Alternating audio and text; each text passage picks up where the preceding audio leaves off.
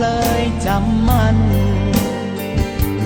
คนเคยหักตัดใจลาฝากน้ำตาพร้อมกับความหลังคนอีหยังใจดำบ่เหมือนหน้าตาผู้บ่นา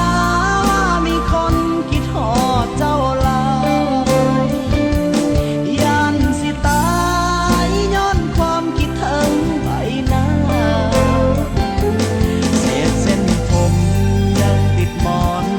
อายถนอมมันทุกเวลาบอกตัวเองว่าวันหนึ่งเจ้าจะหวนมาหาคนที่รอมีความหวังถึงรอคอยอ้อมแขนน้อยๆยังคอยเจ้ามาให้ก่อนหากความหักบ่โสภาจงกลับมาหาที่จอดอายจะเอาความคิดฮอดจอดใจให้นานผู้บ่นาว่ามีคนคิดฮอดเจ้าหลายยันสิตายย้อนความคิดถึงใบหน้าเศษเส้นผมยังติดหมอนอายถนอมมันทุกเวลาบอกตัวเองว่าวันหนึ่งเจ้าจะหวนมาหาคนคิดฮอดมีความหวัง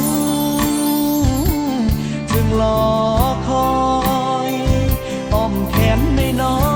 ยๆยังคอยเจ้ามาให้ก่อนหากความหักบ่โสภาจงกลับมาหาที่จอดอายจะเอาความคิดฮอดจอดใจให้นานหากความหักบ่โสภาจงกลับมาหาที่จอดอายจะเอาความคิดฮอดจอดใจให้นาน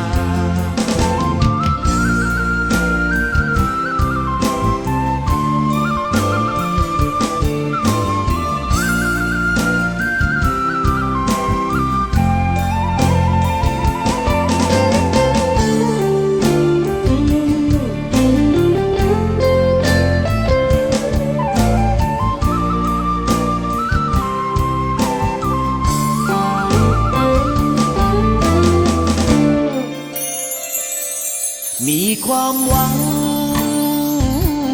จึงรอคอยอ้อมแขนน้อยๆยังคอยเจ้ามาให้ก่อนหากความหักบ่โสภา